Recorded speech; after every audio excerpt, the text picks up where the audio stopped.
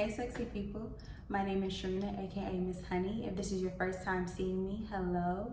If you are a returning viewer, thank you.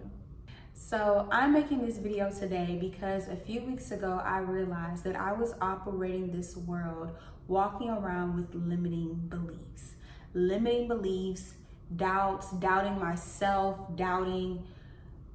just rejecting myself, rejecting my dreams, rejecting a goal before I had even really tried. I was walking through this world assuming that it's not going to work out for me. And I think that it has a lot to do with my childhood and the way that I grew up and the images that I saw of love and friendship. But it also has to do a lot with what we consume, right? What we consume in society. There's a lot of online advice about this hyper independence, having your own, always doing everything on your own, not needing anybody, not needing your parents, not needing a man, not needing this, not needing that, being able to do it all on your own, right? And that all has its place.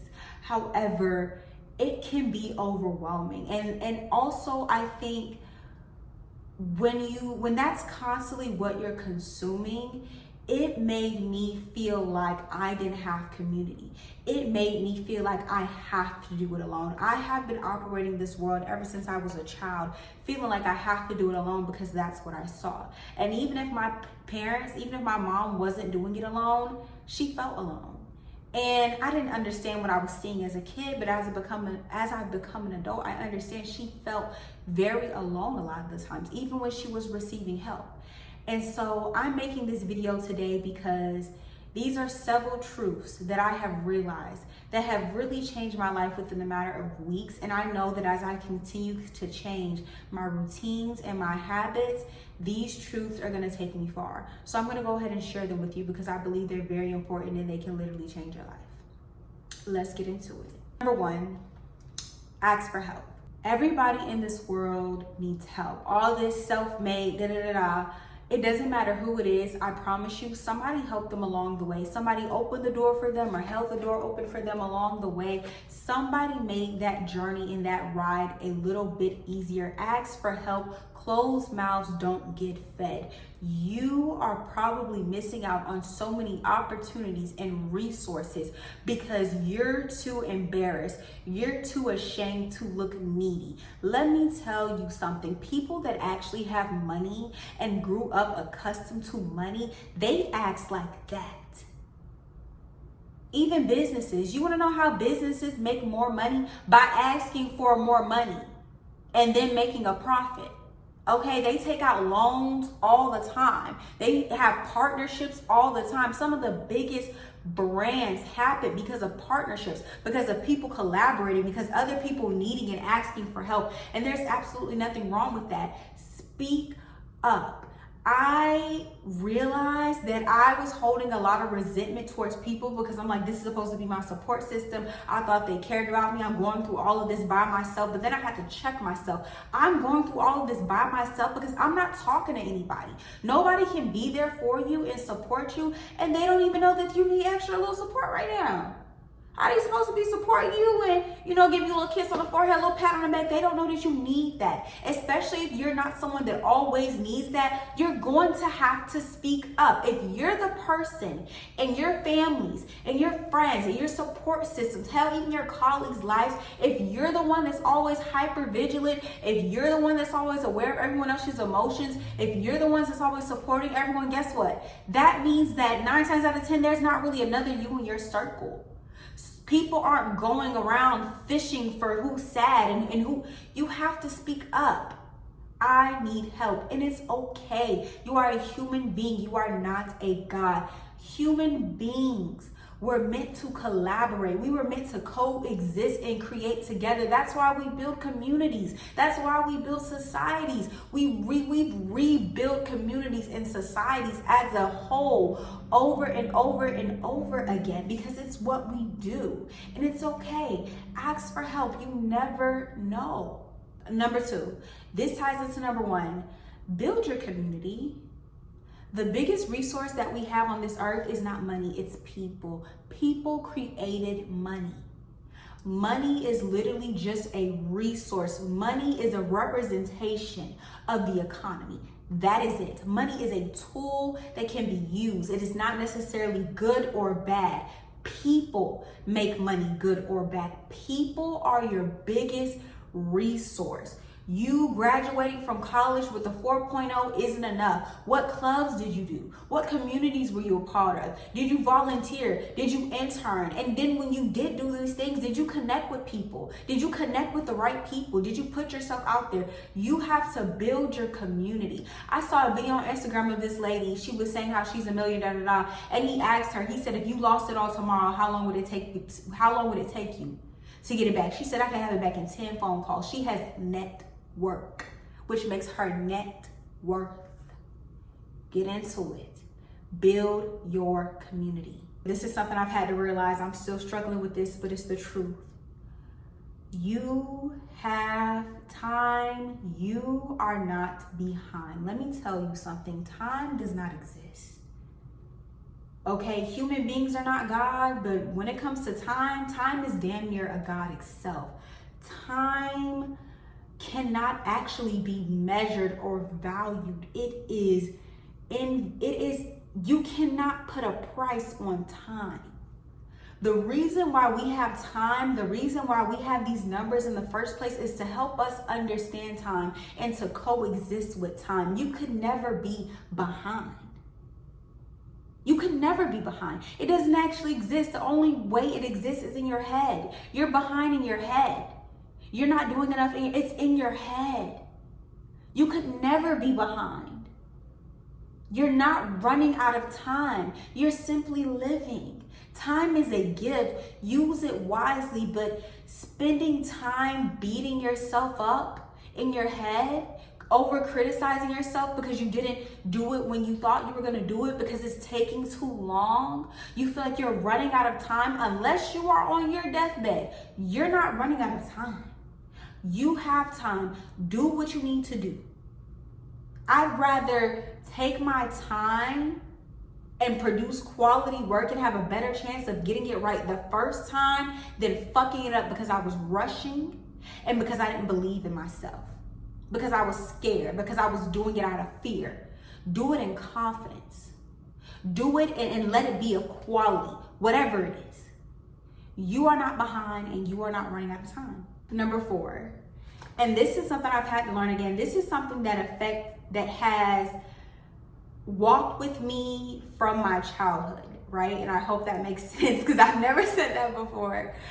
Be proactive instead of reactive. I grew up in a household where my mom was very reactive. So instead of being proactive and getting ahead of bills, getting ahead of a situation, getting ahead of whatever it was, instead of reaching out and saying, hey, I need help, XYZ is coming up, what she would do is wait until the bill is past due. Wait until we are in an emergency to speak up. And see, the thing about emergencies is, and I told her this to her face, if you are always in a state of an emergency, nothing is a real emergency. You're always behind. You always need help.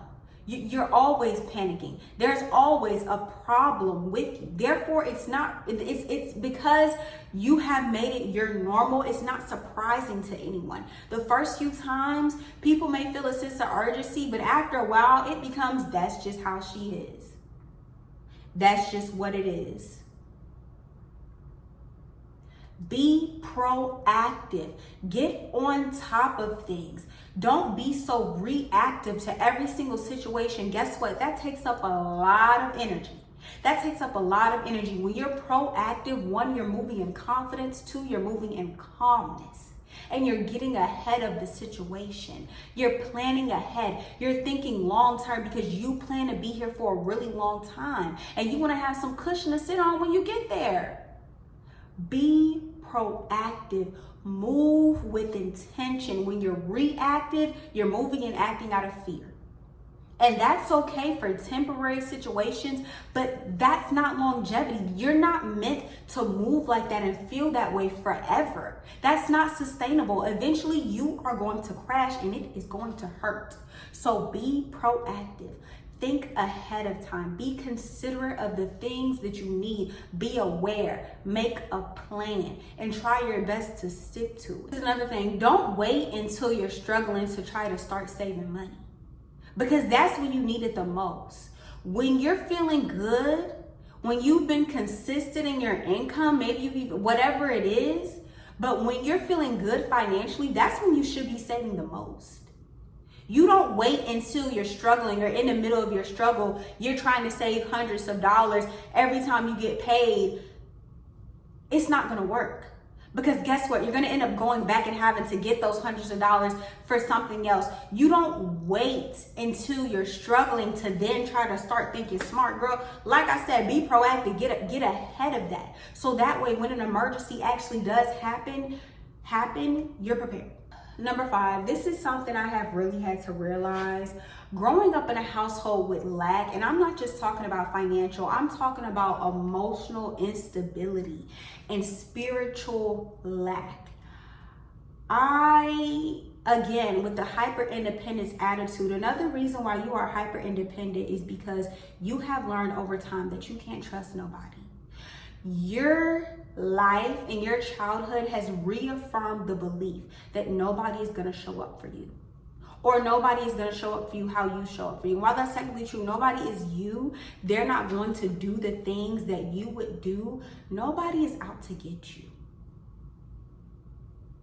I know it may be a hard thing to believe, because I feel like I see so much on social media about, how to know if you're with a man that secretly hates you, how to know if you're friends with somebody that secretly hates you, how, all this envy and jealousy. We hear it talk online, and again, all of that has a place.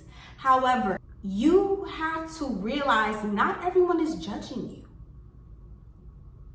Especially the people who made it, especially the people who actually have business, the people who have something to be proud of, the people that have a schedule, people that have something going on with your life. They're not judging you, because 9 times out of 10, they've been through the thick of it themselves. They've been where you are. People who are successful, people who have been through trials and tribulations and they've made it out, they're usually pretty understanding. Because they understand that perfection does not exist. And it's not about the destination, it's about the journey. You're on a journey. They're on a journey. They may be on a smoother part of their journey right now, but it doesn't always start out like that. Trust me. And the more that I've been putting myself out there and building my network and community and being honest with people I trust about how I feel on the inside, I've been told stories about people in their past that I never would have known. And looking at what they have now, I never would have known what they used to not have. I never would have known how much lack they felt in certain areas of their life. And that's what you have to realize. Not everyone is judging you. There are genuinely people out there who are going to understand you. And whoever wants to understand you will understand you. Okay? And this ties into what I was just speaking about. There are people that are truly here to help you. And like I said, people that have been through it, especially people who didn't grow up in the best of situations, once they get older, once they become a truly financial stable adult, guess what they do? They invest in opportunities and resources to help others.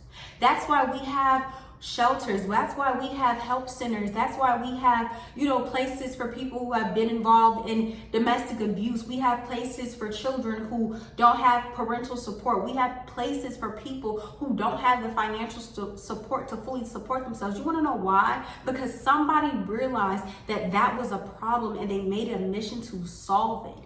There are so many people that have been where you have been, and guess what? Once they get stable, once they're grounded, they open the door to their house and they invite people in. There are some people who will invite you in their lives, and they are literally moving with the intention to elevate you. There are some genuine, beautiful people out here. And I know depending on what you've been through, it may be so hard to believe, but just think about it. You, at your core, you're a great person. You're helpful and you're giving. Even when you didn't feel like you actually had something to physically give, you still poured into other people. There are more people out there like you, and they're looking for you.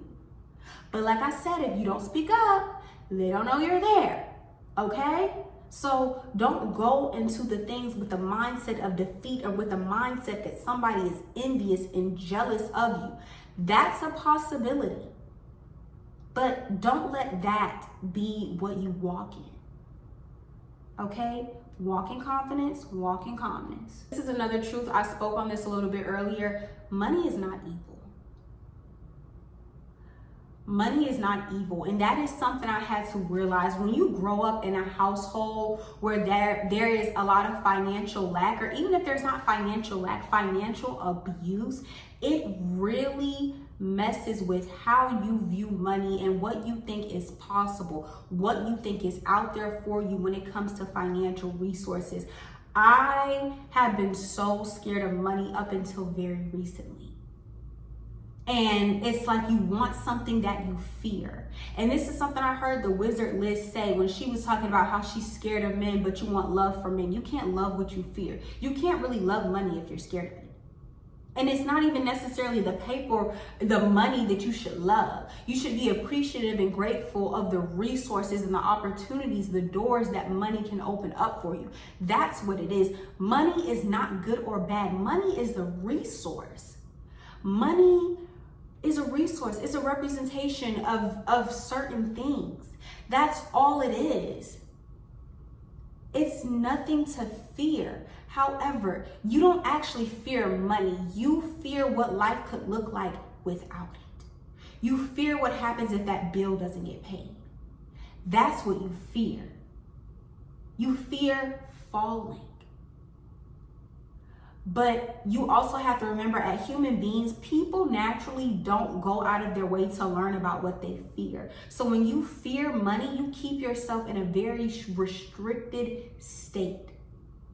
I have had to be intentional about learning about money, learning about credit cards, learning about bank accounts, learning about a high yield savings accounts. I'm now watching videos on stocks and bonds, and I haven't purchased anything, but one day soon I'll be in a position to where I'm able to. And you see, when you learn about these things, it destigmatizes a lot of negative beliefs and a lot of this negative energy that you have.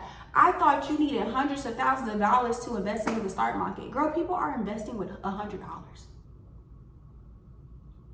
My parents weren't gonna tell me that shit. They probably don't know. And this isn't something I ever would have known if I didn't go out of my way to learn about it. You have to learn what money is, learn how to use it, make money work for you. It's supposed to. Money is literally here to make your life easier, and it doesn't feel like it, but it's because of those limiting beliefs and doubts. You have to start telling yourself the truth. You have to be willing and able to separate the truth from your feelings and your trauma. You have negative feelings about money. You have negative experiences with money, but the truth is, money is not evil. That's the truth. Here's another truth I had to realize, because when you're going through it, when you're really going through it emotionally, you feel so alone. You feel like there's nobody you can talk to. You feel like nobody's gonna understand you. Again, you feel like people are judging you. All of these feelings can lead you to isolating yourself and putting yourself into this little cocoon, into this little shell of safety. And it can lead to a period of isolation, and periods of isolations can be beneficial. But here's what they don't tell you. Isolation is meant to be temporary. You're not supposed to be locked up in your room by yourself forever. That's not sustainable. It's not supposed to be. Your silence hurts you more than anybody else. There are people out there who love you, and if you don't feel like it right now in your life, I promise you, there are people out there who are truly going to love you. I have met people that have given me compliments, and I'm not talking about physical. People have complimented me on my character, on my personality, on my manners, and the way that I carry myself, and notice things about me that I didn't stop to think twice about. And they have met me and loved me. And we've been walking in that love ever since. Genuine, kind people. You're never gonna meet them if you keep isolating yourself, if you keep hiding yourself. I saw this on Instagram. I wish I knew who exactly said this, but y'all, you're gatekeeping your personality. You're gatekeeping your character, your talents, your intelligence. You are capable. Nobody fucking knows. Your silence hurts you more than anybody else. Nobody benefits from you being locked up in the room all day. And it's killing you. It's silently killing you. It can definitely be beneficial so that you can ground yourself and collect yourself. But those periods of isolation are meant to be temporary. Remember that. And something else you also have to remember, for a lot of us, isolation, something I learned about myself, isolation was my default setting. And it was my default setting because, again, childhood experiences, feeling like I can't rely on anybody. I can't really tell on anybody anything about me. And guess what? This is something that I used to get told as a child, and a lot of people can relate. What goes on in this house stays in this house. Don't tell nobody what's happening. Don't tell nobody about what we're going through, what we have, what we don't have, da, da, da. And see, kids have a hard time understanding and dissecting stuff like that because it's very complex. And I didn't even realize that I was doing it about our household problems. And then growing up, even as I became an adult and started providing for myself in my own household, I'm operating like this in my own household too. Guess what? It's hurting me. I was isolating out of survival. Stuff like that is only meant to be temporary. You can't live a life of survival and in survival mode forever. It's not supposed to be that way. I say all this to say, again, just talk to people. Tell people what you need. 9 times out of 10, there's somebody out there that can give it to you. And you don't even know it yet. Okay? Well, sexy people, that is all for today's video. I hope that you all are walking away with something that benefits you, that takes you to that next step, that gets you out of that slump, that takes you over that hump, okay? Whatever it is, I really hope that this video has brought some elevation and self-improvement into your life. Again, I am Miss Honey. Thank you so much for watching. Keep being sexy, and y'all know I'll see you next week.